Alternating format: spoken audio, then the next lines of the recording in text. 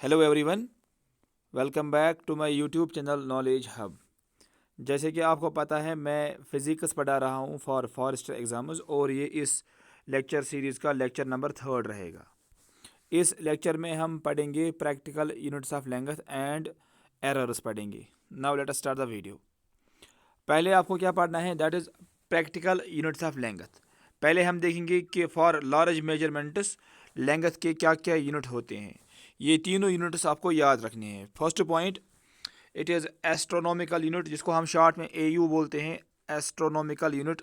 दूसरा it is light year LY and third it is parsec, जिसको हम बोलते हैं पैरालैक्टिक सेकंड। तो ये तीनों units, these are the units for measurement of length. ये भी पेपर में आता है कि astronomical unit, light year and parsec ये किसके यूनिट्स है। Answer will be length. तो लेंथ मेजर करने के लिए ये 3 यूनिट्स है हमारे पास for large measurements of length. अब हम देखेंगे वन बाय वन ये क्या होते हैं। पहला point, it is astronomical unit, the average distance between the earth and the sun is called astronomical unit. Average distance between earth और सन के बीच में जो होती है उसको हम बोलते हैं AU, एस्ट्रोनॉमिकल यूनिट। और ये AU होता है बराबर 1 AU is equal to 1.5 into 10⁻11 metre. ये आपको याद रखना है, पेपर में ये आता है कि 1 AU equal to 1.5 into 10⁻11 metre. अगर मैं इसको किलोमीटर में लाऊंगा तो ये बन जाएगा 1.5 इंटू 10⁻, यहाँ पे आपको 3 कम करने हैं। 3 कम मतलब यहाँ पे आएगा 8, 10⁸ किलोमीटर होता है ये। अब हम देखेंगे next unit, that is light year. Light year का मतलब होता है the distance travelled by light in vacuum in 1 year. Light कितनी डिस्टेंस ट्रैवल करेगी इन वैक्यूम, एक साल में लाइट कितनी डिस्टेंस ट्रैवल करेगी वैक्यूम में, उसको हम बोलते हैं LY, लाइट ईयर। और एक लाइट ईयर होता है बराबर 9.46 इंटू 10⁻15 मीटर। ये भी आपको याद रखना है। 1 light year equal to 9.46 into 10⁻15 metre होता है लाइट ईयर के, एक लाइट ईयर इसके बराबर। अगर हम इसको लाएंगे किलोमीटर में तो ये आएगा 9.46 इंटू 10⁻, यहाँ पे आपको 15 में 3 कम करने हैं तो वो आएगा 12, 10⁻12 किलोमीटर होता है एक लाइट ईयर के बराबर। तो ये आपको एज इट इज़ आपको याद रखना है ये। ऐसे ही अगर हम देखेंगे पारसेक, जिसको हम बोलते हैं पैरालैक्टिक सेकंड, तो एक पारसेक होता है बराबर 3.1 इंटू 10⁻16 मीटर। तो इसका मतलब इन 3 यूनिट्स में सबसे बड़ा यूनिट होता है पारसेक। तो यहाँ पे मैंने यही लिखा है कि parsec it is the largest unit of length. उसके बाद आता है लाइट ईयर, उसके बाद आता है AU। तो ये ऑर्डर आपको याद रखना है। और एक पारसेक होता है बराबर 3.28 light years. This is again important point. 1 parsec is equal to 3.28 light years. तो ये जो मैंने यहाँ पे पढ़ाया, astronomical unit, light year and parsec, ये तीनों यूनिट्स हैं लेंथ के लिए। अब हम देखेंगे for small measurements what are the units of length. उसमें पहले आपको पढ़ना है माइक्रोन या माइक्रोमीटर। एक माइक्रोमीटर होता है बराबर 10⁻⁻6 मीटर। ऐसे ही एक नैनोमीटर ये होता है बराबर 10⁻⁻9 मीटर। एक एंगस्ट्रॉम होता है बराबर 10⁻10 मीटर। और एक फर्मी एक फर्मी मीटर ये होता है बराबर 10⁻⁻15 मीटर। तो ये कुछ यूनिट्स हैं for small measurements of length. यहाँ पे यही लिखा है 1 nanometre, 1 angstrom it is important. 1 angstrom it is equal to 10⁻⁻10 metre. और साइज ऑफ एटम यूजुअली हम एक्सप्रेस करते हैं इन एंगस्ट्रॉम्स। ये भी आपको याद रखना है कि size of the atom it is usually measured in angstrom. And जो साइज ऑफ न्यूक्लियस होता है उसको हम मेजर करते हैं usually in फर्मीमीटर। So फर्मीमीटर it is the unit of length, and size of nucleus it is measured in FM, fermimeter, and 1 fermimeter it is 10⁻⁻15 metre. ऐसे ही एक पिकोमीटर ये होता है बराबर 10⁻⁻12 मीटर। इसको भी आप याद रखना। इसके बाद आता है some practical units of mass. पहला यूनिट इसमें उसको हम बोलते हैं AMU, एटॉमिक मास यूनिट। ये एटॉमिक मास यूनिट क्या होता है, it is equal to 1/12 1/12 part of the mass of the carbon atom. जैसे कि आप जानते हैं इट इज़ C6 और 12, एटॉमिक नंबर 6, एटॉमिक मास 12। सो ये फार्मूला आपको एज इट इज़ याद रखनी है कि 1 AMU it is equal to 1/12 into mass of 1 carbon atom. इसको हम शॉर्ट में बोलते हैं C612। और आफ्टर सॉल्विंग दिस, एक AMU होता है 1.66 इंटू 10⁻⁻27 kg। इसको भी आपको याद रखना है कि 1 AMU it is 1.66 into 10⁻⁻27 kg। और मास ऑफ प्रोटॉन या न्यूट्रॉन इसी ऑर्डर में होता है। तो ये पॉइंट भी आपको यहाँ से याद रखना है कि मास ऑफ प्रोटॉन और neutron it is of this order, यानी 10⁻27 kg इसी ऑर्डर में होता है मास ऑफ प्रोटॉन या मास ऑफ न्यूट्रॉन। ऐसे ही सबसे बड़ा यूनिट मास का जो है दैट इज़ चंद्रशेखर लिमिट। इसको हम शॉर्ट में बोलते हैं CSL, Chandrasekhar limit. It is equal to 1.4 times the mass of sun. ये भी आपको याद रखना है, 1.4 times the mass of sun, that unit is called Chandrasekhar limit. और एक मेट्रिक टन होता है बराबर 1000 kg, इसको भी याद रखना। अब हम देखेंगे एरर। अगर आपके पास कोई फिजिकल क्वांटिटी गिवन है, सपोज मेरे पास फिजिकल क्वांटिटी है P equal to A⁻X B⁻Y upon C⁻Z, मुझे इसका निकालना है परसेंटेज एरर। तो आपको कुछ नहीं करना है, इन पावर्स को आपको डाउन करना है। तो इसका मतलब अगर हम यहाँ पे इसका एरर निकालेंगे that will be equal to X times delta A/A into 100, this is percentage error. फिर आएगा प्लस, अब जो B पे पावर Y है इसको आपको डाउन करना है। सो Y times delta B upon B into 100, फिर अगेन आएगा प्लस। अगर आपको पावर नेगेटिव भी गिवन होगा तो आपको वो पॉजिटिव ही लेना है, because error they are additive in nature. तो यहाँ पे आएगा Z times delta C/C into 100। तो ये है फार्मूला परसेंटेज एरर निकालने के लिए।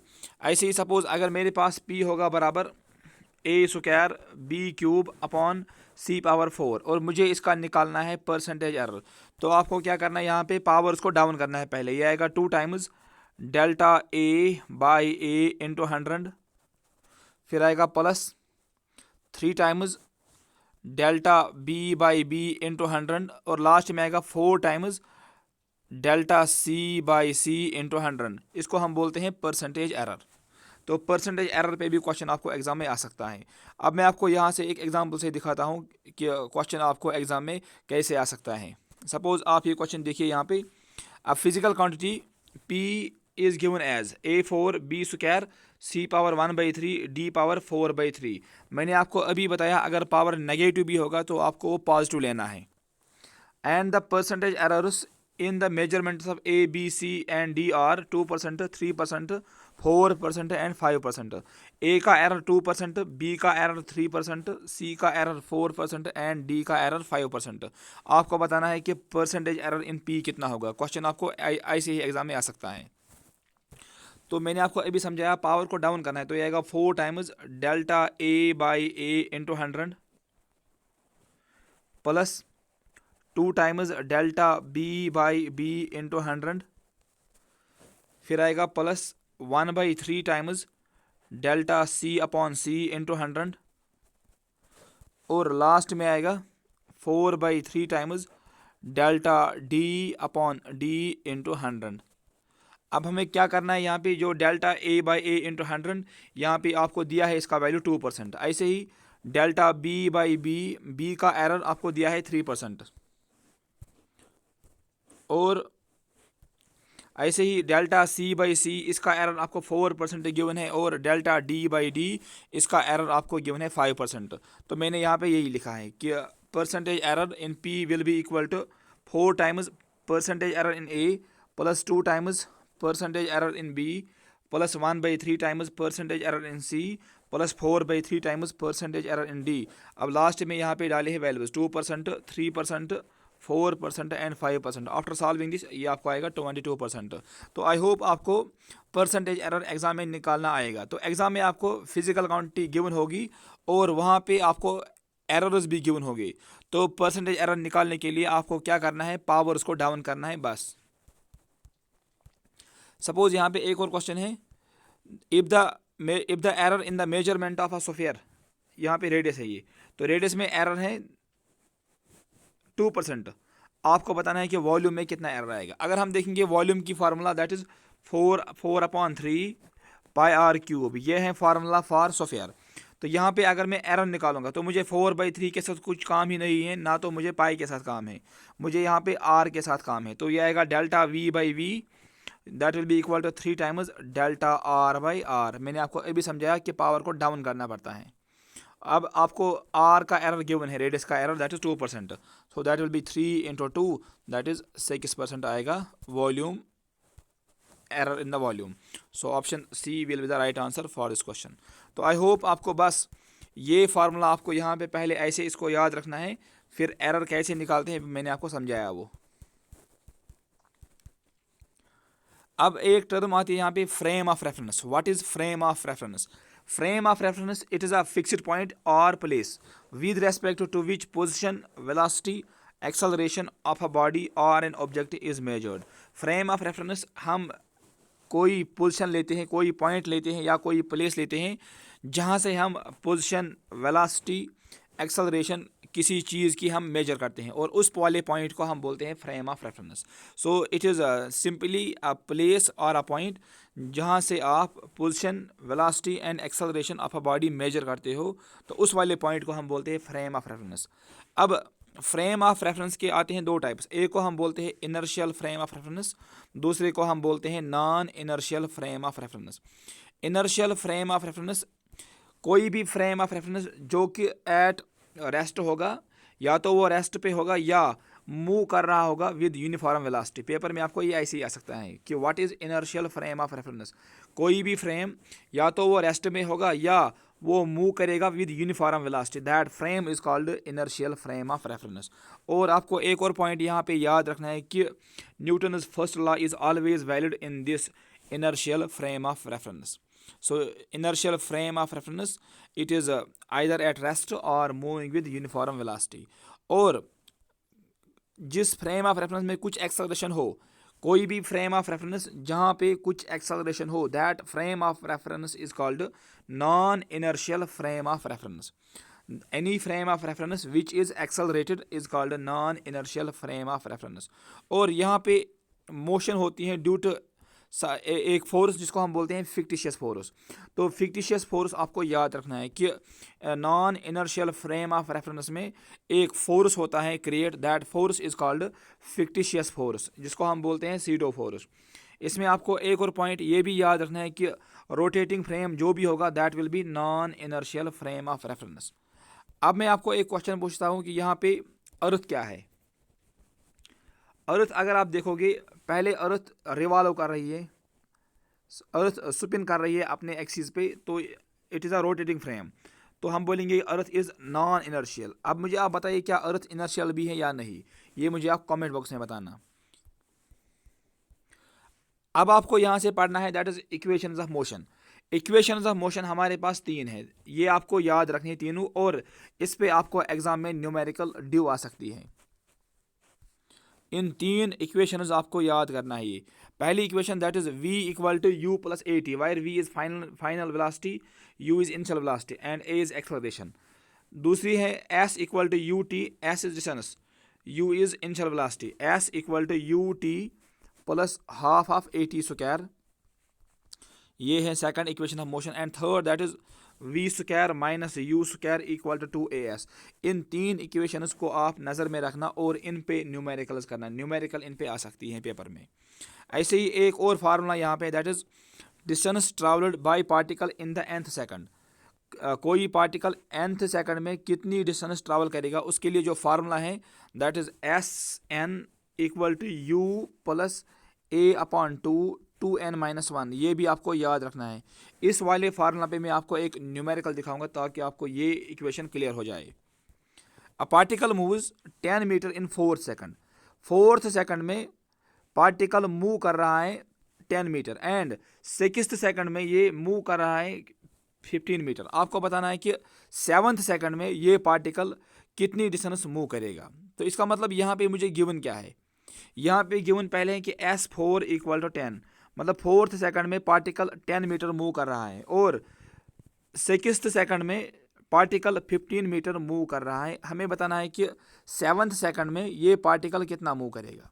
तो यहाँ से हम पहले बनाएंगे दो इक्वेशन और u एंड a निकालेंगे, फिर हम डालेंगे इसमें वैल्यू, क्योंकि मुझे n पता है, n इज 7, लेकिन इस फार्मूला में मुझे u भी चाहिए और a भी चाहिए, तब जाके मैं S7 निकाल सकता हूँ। यहाँ से यहाँ पे मैंने यही लिखा है कि S4 equal to 10 and S6 equal to 15 metre. S4 10 के बराबर है, लेकिन आपने अभी देखा कि फार्मूला है u plus a by 2n-1 that will be equal to 10, लेकिन यहाँ पे आपको n की जगह 4 है। जब हम यहाँ पे n 4 करेंगे substitute, it will become 2 into 4 that is 8, 8-1 that is 7। तो यहाँ पे यही लिखा है u plus 7a by 2 equal to 10। ये बन गई हमारे पास first equation from this S4। ऐसे ही S6 दैट इज 15। तो अगर हम फार्मूला में डालेंगे वैल्यू, फार्मूला है u plus a by 2n-1। यहाँ पे आपको n की जगह डालना है 6, तो ये आएगा 2 इंटू 6 दैट इज 12, 12-1, यहाँ पे यही लिखा है 12-1 इक्वल टू 15। तो अगर हम इसको फर्दर करेंगे सॉल्व, ये आएगा u plus 11a by 2 equal to 15। तो आपके पास दो इक्वेशंस मिले। First equation that is u plus 7a by 2 equal to that is 10 metre, u plus 7a by 2 equal to 10, and second that is u plus 11a by 2 equal to 15। अगर हम यहाँ पे इनको करेंगे subtract, so minus minus minus, u के साथ u cancel, साथ में से आपको करना है -11 दैट इज -4। तो -4a by 2 will be equal to -10 - 15 that is -5। तो यहाँ पे ये हो जाएगा काट, दैट इज माइनस माइनस काट, तो ये 2 1 आर 2, 2 2 आर 4, तो ये आएगा 2a इक्वल टू 5 और a आएगा बराबर 5/2। तो हमने a निकाला यहाँ से, a इक्वल टू 5/2। सिमिलरली आप u निकाल सकते हो, दैट इज 5/4। तो a आपको आएगा 5/2 मीटर पर सेकंड स्क्वायर एंड u आएगा 5/4 मीटर पर second after solving these equations. अब हमें निकालना है S7। तो S7 के लिए आप लिखोगे पहले formula, that is u plus a by 2 2n-1 putting the values. तो यहाँ पे आएगा u की जगह 5/4, फिर आएगा a की जगह आएगा 5/2, लेकिन इसको फिर डिवाइड 2 आएगा because formula is a/2। Formula आपके पास a/2 है, a की जगह 5/2 divide by 2 that will become 5/4। तो यहाँ पे मैंने यही लिखा है 5/4 14-1 बिकॉज 2 इंटू 7 2n यहाँ पे है, that is 2 into 7 -1 14-1 that is 13। तो after solving this it become 70/4 that is 70.50 metre. तो ये कुछ पॉइंट्स थे जो आपको याद रखने हैं इसमें। तो अगर आपको ये वीडियो पसंद आया है तो please subscribe my YouTube channel. Thank you.